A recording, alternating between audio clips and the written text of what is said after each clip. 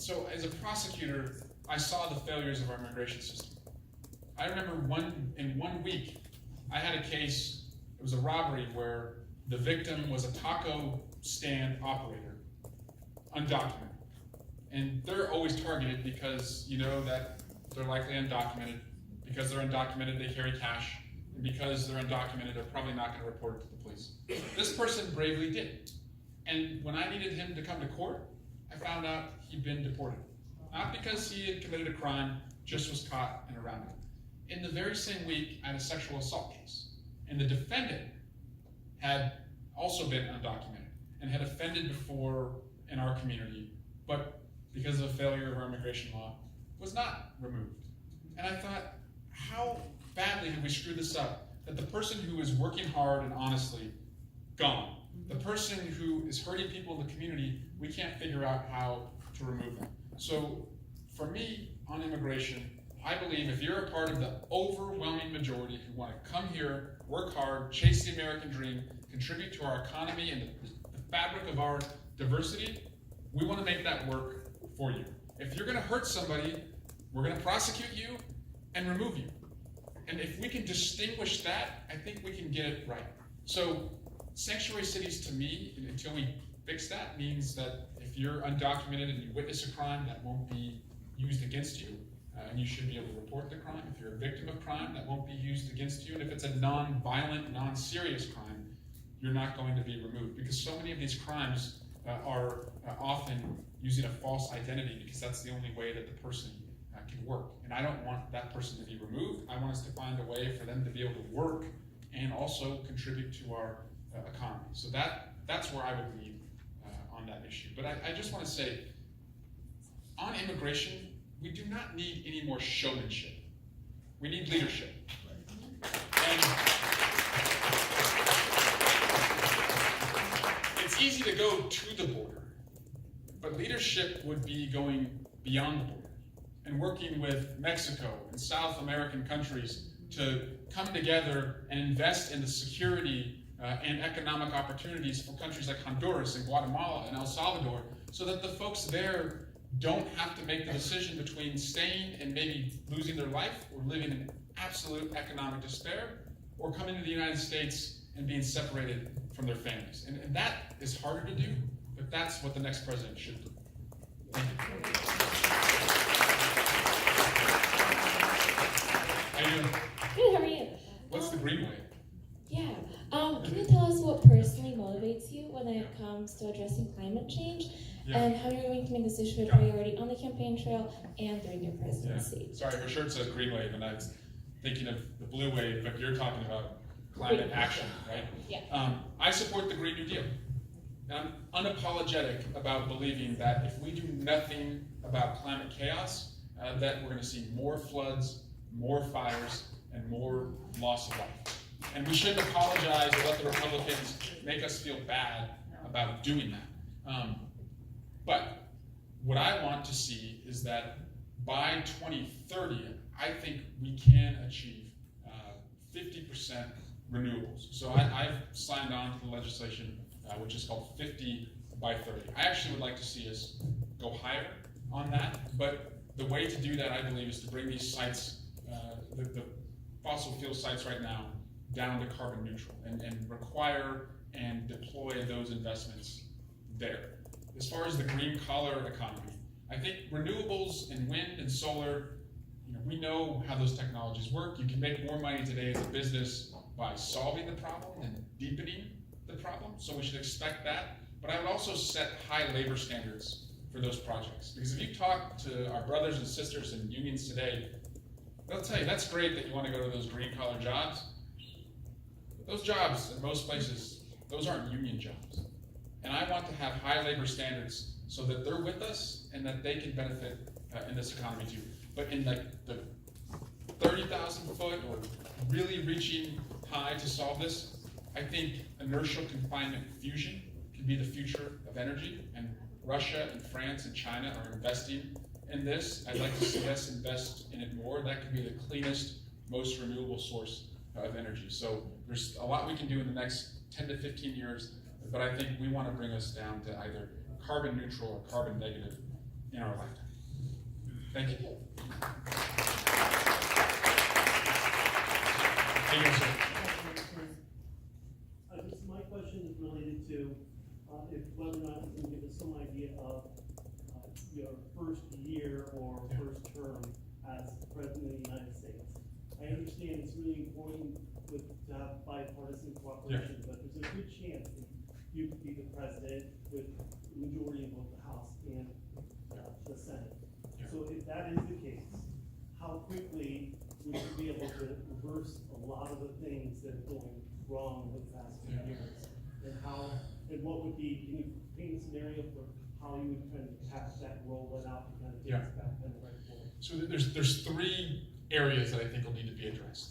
First is going to be just core structural democratic vulnerabilities that have been exposed. And I think you're going to have to work there more than any other way, in a bipartisan way, to make post-Watergate-like reforms. So that means making sure never again can a president, so corruptly put, his or her family into office, so corruptly make money off of being in office, not tell us, what their financial interests are. So we're gonna have to put in place a lot of laws that had always been followed by what I call the honor code. We didn't necessarily have to put them in law because we just trusted that you don't put your family in positions of power, you show us your taxes, you don't insult or bully independent institutions like the Department of Justice. We're going to have to put into stone now democratic reforms that will require Republicans and Democrats. Second is domestic policy. So I will hope and I will strive for, in my first 2 years before the midterms, that we will have voted on end gun violence legislation, banning and buying back assault weapons, background checks, gang violence prevention, mental illness, a coverage for all model, but also funding those investments in cures in our lifetimes. Also, when it comes to our defense budget, always being the strongest military in the world, but recognizing that the tip of the spear for our national defense should be the health and the education of the people we are asking to defend it. So turning around this model where for the last 100 years, we've spent 100 times more on national defense than we've spent on medical research. We can still be the strongest military in the world, but invest more in education and healthcare. And then also on climate chaos, making sure that we are back in the Paris Climate Accord. And that's, I'm going to shift now to the third piece here. Structural reforms to our democracy, domestic policy priorities, and then foreign policy. Take the oath, catch a plane. That's what the next president has to do. Catch a plane to tell our NATO allies, we're still with you. Tell Japan and South Korea we value those partnerships. And Paris will have expired as far as our opportunity to get into it. So what I will do is I will host in the United States a new climate summit that we will get into and lead. Thank you.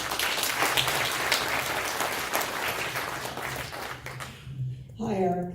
Delighted to see you today. Yeah, thanks for coming. Eric, the Republican propaganda on social media has ratcheted up about 1,000%. I spend a lot of time on social media, and what I do is I go to the GOP page and to Donald's page, and every lie they tell, I then respond with the facts.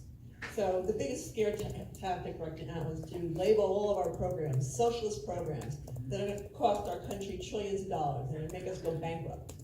And one of the big issues, obviously, there is how we put forth our ideas on healthcare.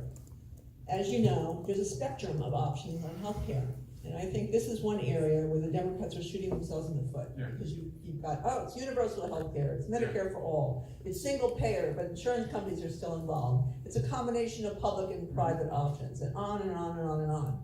And I think this is very damaging to the whole field of candidates. And so I posted on Twitter today, make sure you understand what your favorite candidate really believes with regard to a healthcare option, because there's not just one or two or three, there are a lot. And so I would really like to hear very clearly what your views are on a healthcare option that works for everybody. I believe that we should have coverage for all, which to me is a public option.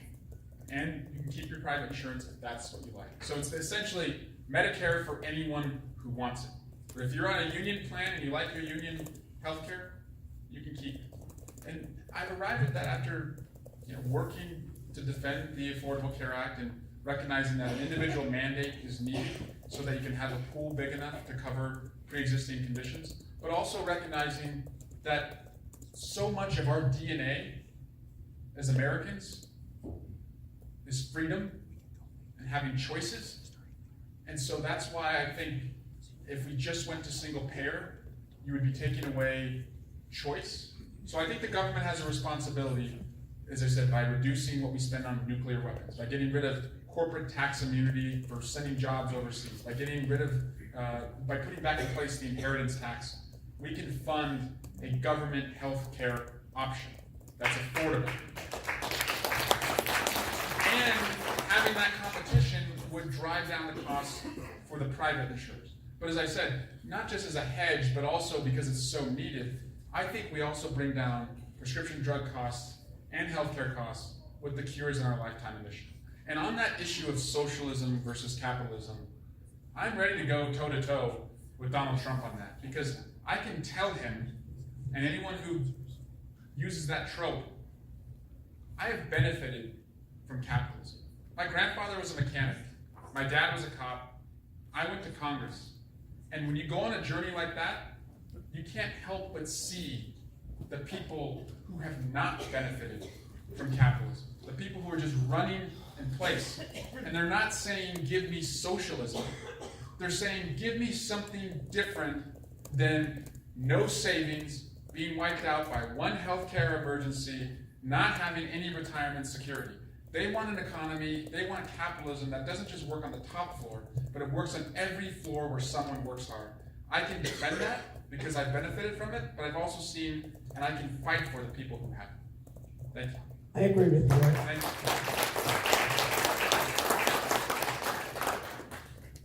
Sir. Go blue. Right. Go blue, sir. Tailback for University of Michigan.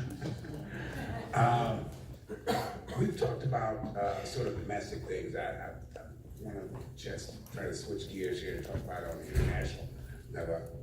Being a former Marine and whatnot, I've been in combat.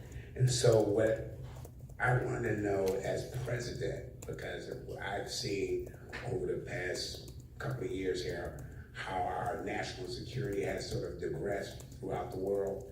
And, we are having threats or perceived threats, with Iran in the Middle East. We've had some problems in South America. We had some problems, in Crimea, Russia. As president, what will you do to sort of beef up our national security and our national defense? Because I know a lot of people in the 60s, that were born in the 60s, maybe in the 70s, lived through that Cold War era where, we were always on edge with regards to any pending war or something like that. So, Well, I'll be a deal maker president. Donald Trump may have written Art of the Deal, but he didn't read it. He didn't read it. He didn't write it either. He certainly didn't read it. And so I will put us back in the Iran nuclear agreement.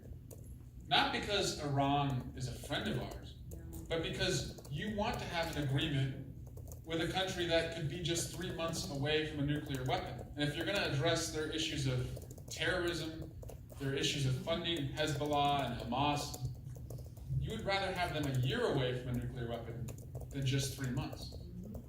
I would put us back into negotiations also with Russia.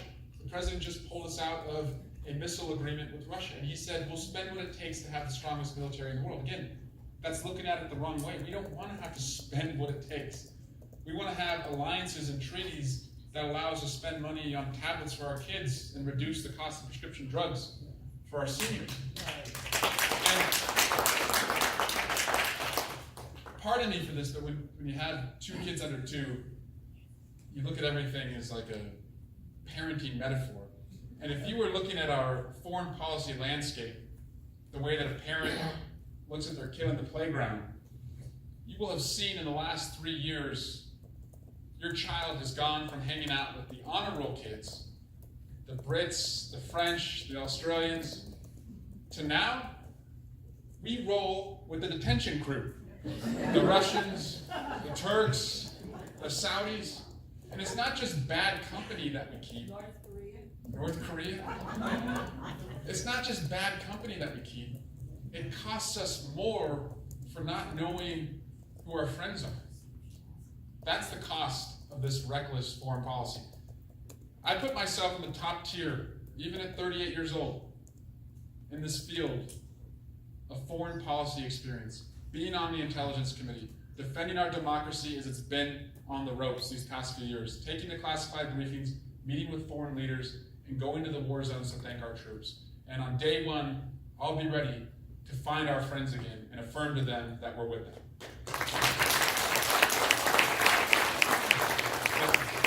Thank you for being here and for suggesting the fifth freedom, Yeah. because I am absolutely dreaming and hoping for the first time in a really long time that there is hope for our country. There is. People like you, There is. and I'm very, very excited, so thank you.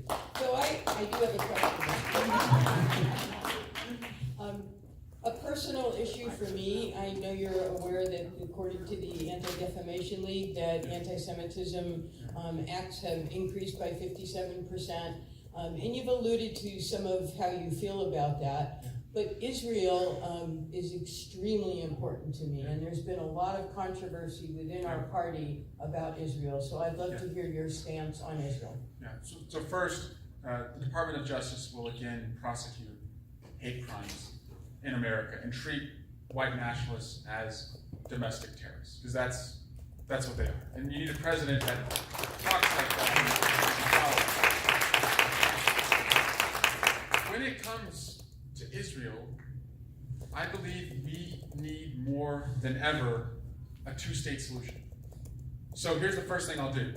I'm going to fire Jared Kushner. He's gone. He's no longer in charge of the U.S. Israel-Palestinian policy. It's an insult that he was even on the job in the first place.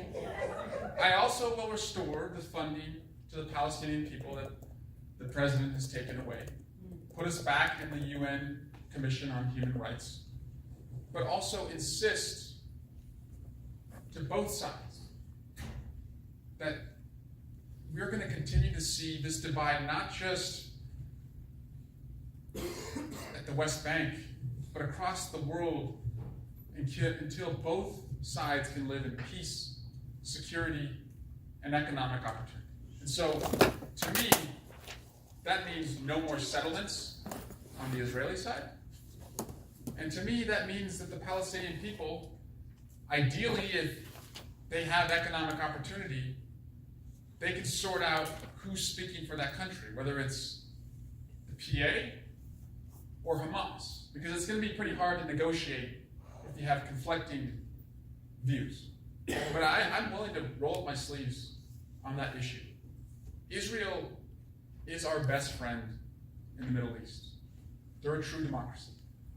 But we should also expect better from their prime minister. And right now, their prime minister is not helping the process for a two-state solution there. And you need a president that will be honest.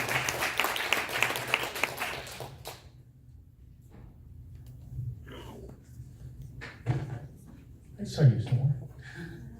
Thanks for coming back. All right. I'm sort of dismayed about the Democrats and why they're not doing more about this tax issue, this big tax scam that the Republicans push through Congress. I mean, there are tens of millions of Americans out there getting hosed, and they're finding out now when they put in their tax returns that this big tax windfall that they got in their paychecks is costing them 3 times more at the end of the year when they have to pay it back. And they're getting, instead of refunds, they're ending up owing thousands of dollars. What's your plan to correct this and to put the tax burden on those corporations and the millionaires who can really afford it, and not the little guy who's trying to make 2 pennies squeeze so hard that they're starting to cry? I'll ask, thank you, sir, for bringing that up. It's tax day today, and I hate to be the one to tell you. I will ask Congress to repeal the GOP tax scam bill. But I will also offer every business a tax deal. Lower taxes than the Republicans offer, if they share their profits with their employees.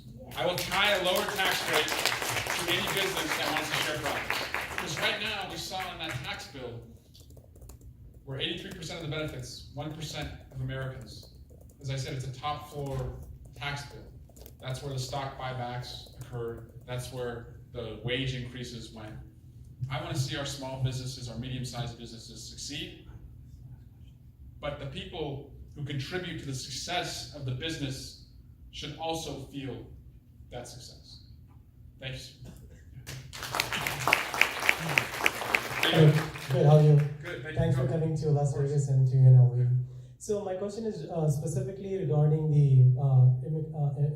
regarding legal immigration. Yeah. So Fairness for High Skilled Immigrants Act of 2019, and I know you have co-sponsored that, so thank you for that first of all. And so my question is directly linked, as you know, this issue affects not like hundreds of thousands of people across the country, and including me, right? So, and you know, as you spoke earlier, this is directly linked to our American dream, right? Because this is such a big impediment that prevents us from realizing our American dream, and not only just us, our kids. A lot of our kids who would grow up in this country as Americans, but would never be Americans, right? If nothing changes the way it is today. Yeah. And also, it's very unfair to Americans, right? Because it affects job mobility, it affects like wages, it lowers the wages and everything. So I just want to know, as a presidential candidate, what is your view on this issue, and where would you put this on your priority list when you become, if and when you become president? Thank you for the question, and it's a follow-up to the woman from the ACLU's question, because she's talking about undocumented who are often coming here because of just economic despair or security concerns, and I think you're referring to folks who are coming here, either an employer has a need and they're coming here for a job, or they have a family member who's already here and they've gone through a visa process. So I want us to be a country that attracts the best and brightest in the world, but is also so compassionate that people who need us, we're there for them too. But I also recognize, I had a town hall a couple of years ago, and a mom came up to me and she said, "Congressman, I know you talk about increasing the H-1B visas." And she said, when you say that, it makes me think that you don't believe my kid is capable of getting one of those jobs. When you say that we can't fill the jobs, and that's why we need a skilled workforce. And what she was telling me was that you can't give up on our education system here in America. We have to be able to do both. We have to invest and make our kids so agile for this new economy of artificial intelligence, automation, that they can change as the economy changes. And that we don't just say, you know what, we need to bring people in from overseas because we didn't prepare our kids well enough here. We can't just use that as a way to make up for failures here at home. But we should recognize that by having a skilled workforce that comes from abroad, that diversifies our great nation, we also are creating jobs in the meantime. So I think we have to be able to walk and chew gum when it comes to that. And so I will value high-skilled immigration, family immigration, but I won't give up on our own education So system. this is a little different because this issue is about someone who has already been here, has been approved to be. It's only that because of the country limit, right? Yeah. So it's unfair in the sense not for stealing job from someone or coming here as a high skilled immigrant. You've already been approved. I've been here for like 10 years, not having a green card, but everyone else who came from a country, from small country, just because. Where did you come from?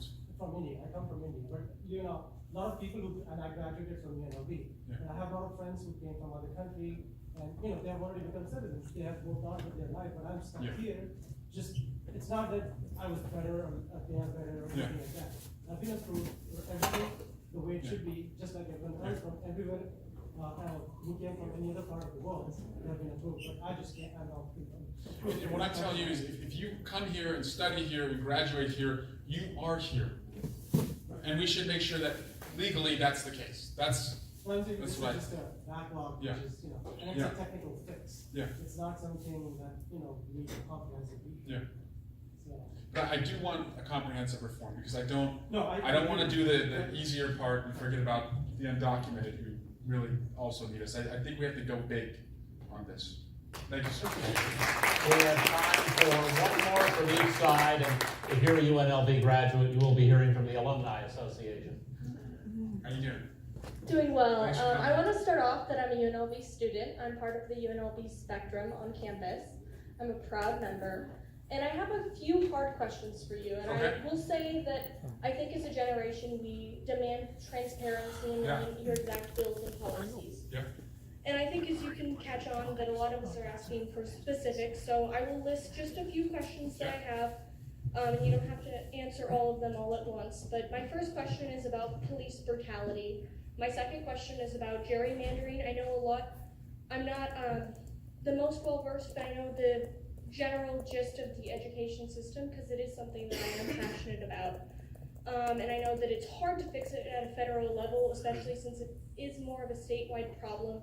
And as well as education, I know that is in the poverty line, that is a state level issue. So I wanted to ask about how you're going to combat those issues while also making sure to respect our state's rights and not do federal overreach. So first, I'll start with redistricting. I believe every state should have an independent redistricting commission. And I'm only in Congress because California voters in 2010 voted to have independent redistricting. I ran against a 40-year incumbent who had been protected every redistricting cycle by politicians who would just protect themselves and their friends and people in their party. Democrats and Republicans opposed that initiative when it was on the ballot. The voters were smart. Democrats were wrong for opposing that. We've picked up 12 seats in California since that happened. 12 seats. That's part of why we have the House today, is because we had fair lines. So when I think the lines are fair, and it's a battle of ideas, our ideas win. So we should have that everywhere.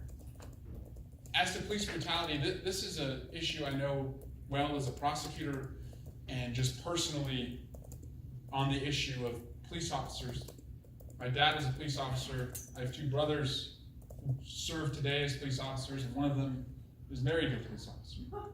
I believe every department in America should have their officers wearing body cams. I think that should be required. And it's for the officer's safety and the community's accountability.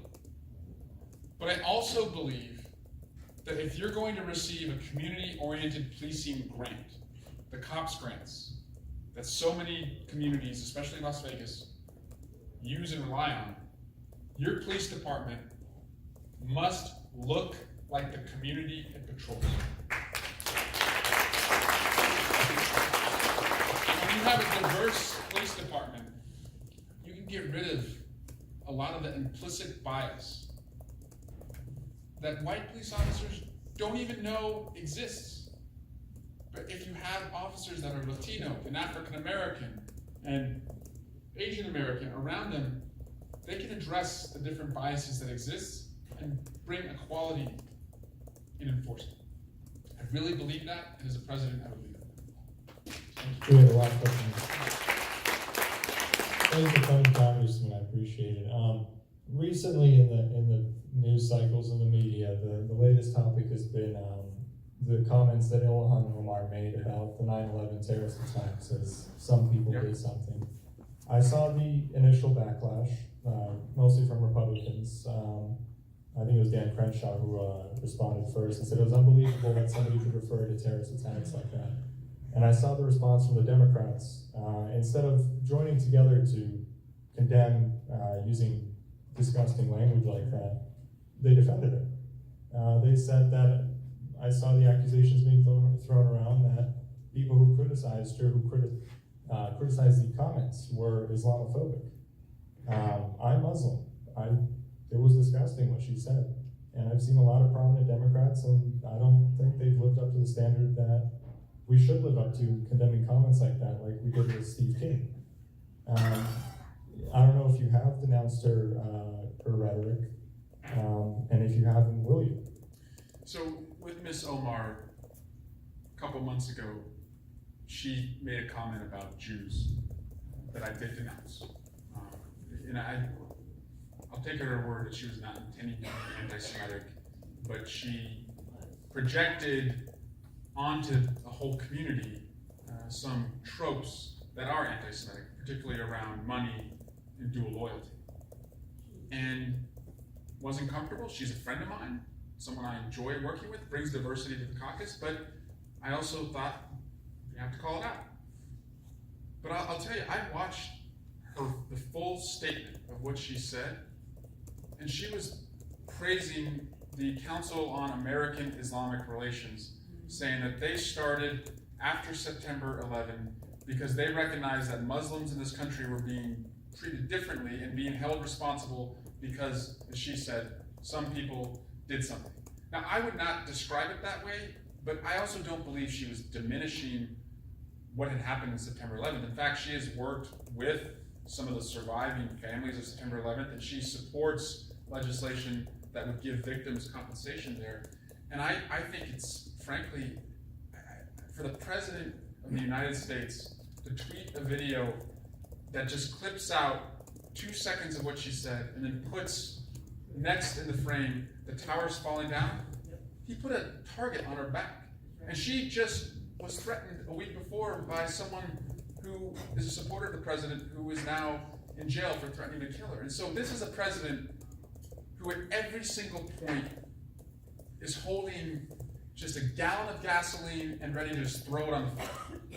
And whether you and I agree or disagree on this, I promise you this. When we have suffering in our country, I will seek to heal us. When we have devastation because of a natural disaster in our community, I will seek to rebuild us. And when we have division, I won't take out the can of gasoline and pour it on the fire. I'll seek to unite us. And that's what we need from a president. So thank you.